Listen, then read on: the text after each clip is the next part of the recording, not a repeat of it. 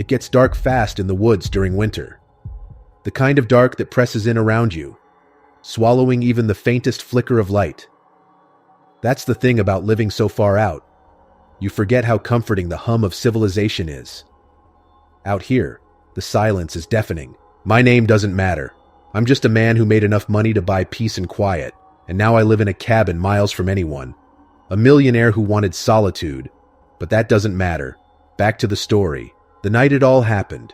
The snow was falling in heavy sheets, and the wind howled like a wounded animal. I was sitting by the fire, a book in one hand and a glass of whiskey in the other. The crackle of the flames and the creak of the old logs settling were the only sounds inside. Outside, though, there was a noise I couldn't place. At first, I thought it was just the wind, a low moaning sound, almost like a voice. But it didn't rise and fall like the wind does. It stayed steady, a mournful hum that sent shivers crawling up my spine. I got up, pulled on my coat, and cracked the door open to take a look. The cold hit me like a punch. The snow was nearly up to my knees and visibility was terrible. But that sound, it was louder now. It wasn't the wind. It wasn't an animal. It sounded like a man. "Hello?" I called out, my voice vanishing into the night. "Is someone there?" No answer. Just that noise, coming from somewhere deeper in the woods. I told myself to let it go. There was no good reason to go wandering out into a blizzard, but something about that sound gnawed at me. It wasn't right. It was too human, too desperate. Grabbing my flashlight and rifle, I ventured out. The beam of light barely cut through the snow, but I followed the noise, trudging through the drifts. My breath puffed out in clouds, and every step felt like a mistake. The noise grew louder, clearer. It wasn't a hum anymore. It was a voice. Someone was calling for help. "Help me, please!" The voice was weak, shaky, and it sounded close now. I scanned the area, turning in slow circles. And then I saw it, a figure, slumped against a tree. It looked like a man, his clothes torn and frost-bitten hands clutching his chest. I rushed over, the snow crunching beneath my boots. "Hey, are you okay?" But as I got closer, something stopped me. The figure's head turned toward me, and the flashlight caught its face. It wasn't a man, not entirely. Its eyes were sunken, black pits, and its skin was stretched tight over jagged bones. It opened its mouth, and the voice that had called for help came out, but it didn't match the twisted thing in front of me. My instincts screamed at me to run. I stumbled back, almost dropping the flashlight, and the thing stood up. It was taller than I'd thought, much taller. Its limbs were impossibly thin, its fingers long and clawed.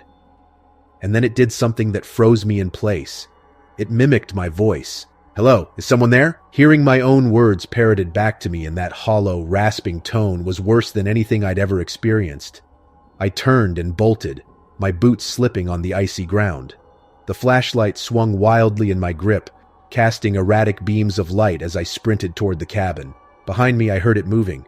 Not running, but loping, its long limbs making crunching sounds in the snow. It was fast. Too fast.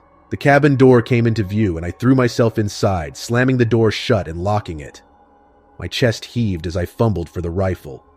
The sound outside stopped. For a moment, the only noise was the crackling fire. Then came the knock. It was slow, deliberate, and impossibly steady. I gripped the rifle, my hands slick with sweat despite the freezing temperature. "Let me in," it said. The voice was mine. I didn't respond. I didn't move. The knocking continued, each knock louder than the last until it sounded like someone was using a battering ram. I backed away, the rifle raised, but the door never broke. The sound just stopped. Silence again. I don't know how long I sat there waiting for something to happen. Hours, maybe. When the sun finally rose, I forced myself to step outside. There were tracks in the snow-massive clawed footprints that led away from the cabin and into the woods. I followed them as far as I dared, but they just vanished, like whatever had made them had flown away. I haven't told anyone about that night.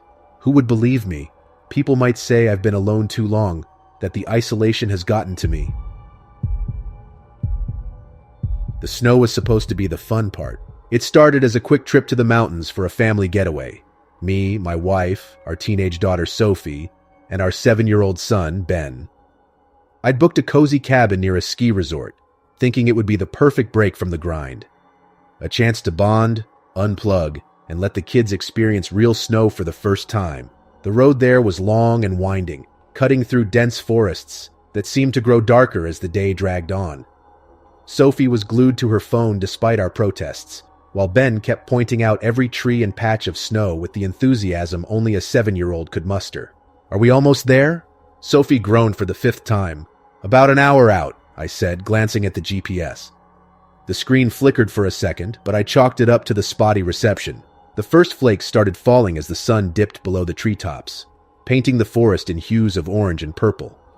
Ben pressed his face to the window, watching in awe as the snow picked up. But as the light faded, the snow came harder, faster, until it wasn't picturesque anymore. It was blinding. "This storm wasn't in the forecast," my wife muttered, checking her phone. "No service."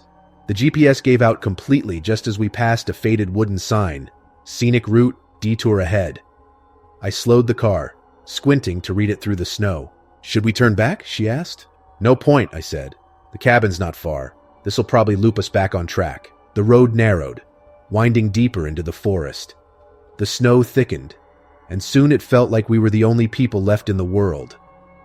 The trees loomed closer, their gnarled branches scraping the sides of the car. Then the engine stuttered. "Don't do this to me," I muttered, gripping the wheel. The dashboard lights flickered and the car sputtered to a stop. "What happened?" Sophie asked, her voice sharp with panic. "Probably just the cold," I said, trying to sound calm. "I'll take a look." I grabbed a flashlight and stepped out into the storm. The cold hit me like a slap, the wind whipping snow into my face. I popped the hood and stared at the engine, but I'm no mechanic. The truth was, I had no idea what was wrong. When I slammed the hood shut, that's when I noticed the sound. A faint, high-pitched whistle carried on the wind. I turned, scanning the dark forest with my flashlight. Nothing but trees and swirling snow, but the sound persisted, thin, mournful, and somehow human. Back in the car, I tried to keep my voice steady. "It's probably just the wind. We'll wait it out until the snow lets up." "It doesn't sound like wind," Sophie said, pulling her knees to her chest. Ben was staring out the window, his little face pale. "I saw something," he whispered. "What do you mean, buddy?" I asked, trying to keep the unease from creeping into my voice. "There was a man by the trees." "Ben, it's dark. You probably just saw a shadow," my wife said. He shook his head wide-eyed. "No, he was really tall, and he didn't have a face." Sophie rolled her eyes. "He's just trying to scare us." But Ben wasn't laughing. The whistle grew louder, closer. It wasn't coming from the wind. It wasn't coming from anything natural. "I'll check it out," I said, opening the door. My wife grabbed my arm. "Don't," she said, but I couldn't ignore it. If someone was out there, lost in the storm, I couldn't just leave them. The snow crunched beneath my boots as I stepped into the forest, the flashlight barely cutting through the dark. The whistle seemed to come from everywhere and nowhere, bouncing between the trees.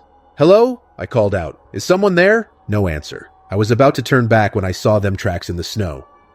They were massive, like a man's, but impossibly long and narrow. And they didn't lead away. They circled the car. My heart pounded as I sprinted back, slipping on the icy ground. "Get in the back seat," I shouted as I threw open the door. "Now!" "What's going on?" my wife demanded, her voice shaking. "Just move." She pulled Ben into the back, Sophie scrambling after them. I climbed into the driver's seat and locked the doors. "What is it, Dad?" Sophie asked, her voice trembling. Before I could answer, the car rocked. It wasn't subtle like the wind. It was deliberate, like something had shoved it. "Stay down," I whispered, clutching the wheel like it was the only thing tethering me to reality. The whistle stopped. And then came the scratching. Long, deliberate scrapes of something sharp running along the roof of the car. Ben started to cry. Sophie held him tight, her face buried in his hair. My wife reached for my hand, gripping it like a vice. The car rocked again, harder this time. I couldn't see anything through the snow, but the sound of those claws was unmistakable. Then, as suddenly as it started, it stopped. We sat in silence, too terrified to breathe. I gripped the flashlight, ready to swing it at whatever came next, but nothing did. When the snow eased up an hour later, I dared to look outside. The tracks were gone. The car started on the first try. We didn't speak a word the rest of the drive. They say hindsight is 20/20, but sometimes it takes years to see the truth. I think about that night every winter, especially when the power flickers, and I catch myself holding my breath like I'm waiting for something to happen. It's been over a decade, but I'm only just now starting to piece it together. I was living alone at the time, a fresh college graduate renting a small house on the edge of town, the kind of place where the woods creep right up to your backyard, and you can't see your neighbors unless the leaves are off the trees. It was a fixer-upper, but it was cheap, and cheap was all I could afford back then. The night it happened, a storm rolled in faster than the forecast had predicted. I'd spent the day trying to wrap pipes and clear snow off the driveway, but by the time the sun set, the snow was coming down so hard I couldn't see past the window. The wind howled like a living thing, rattling the windows and shaking the roof. Then the power went out. I still remember how quiet it got, how the hum of the fridge and the buzz of the overhead light vanished all at once, leaving nothing but the storm outside. I lit a few candles and threw some logs in the fireplace, settling in with a blanket and a book. At the time, I thought it was just another stormy night. Around midnight, the first strange thing happened. There was a knock at the door. Not loud, just 3 soft taps, barely audible over the wind. My first thought was that it had to be a branch or something, but it came again, more deliberate this time. I stood up, my pulse quickening. Who would be out here in this storm at this hour? I grabbed a flashlight and made my way to the door. The porch light was out, of course, but the snow reflected enough light that I could see the faint outline of someone standing there. "Hello?" I called out, keeping the door locked. No answer. "Do you need help?" I tried again. Still nothing. Just the shadowy figure standing there, unmoving. A rational person would have called the police. But the phone lines were down, and I didn't have a cell phone back then. Besides, some part of me, the naive part, figured it was probably someone stranded in the storm. I cracked the door open, just enough to see out. The figure was gone. My stomach sank. The snow on the porch was untouched. No footprints leading to or from the door. I told myself I'd imagined it, that the storm and the flickering candlelight were playing tricks on me. But then I heard it, a creak coming from the back of the house. I froze, every hair on my body standing on end.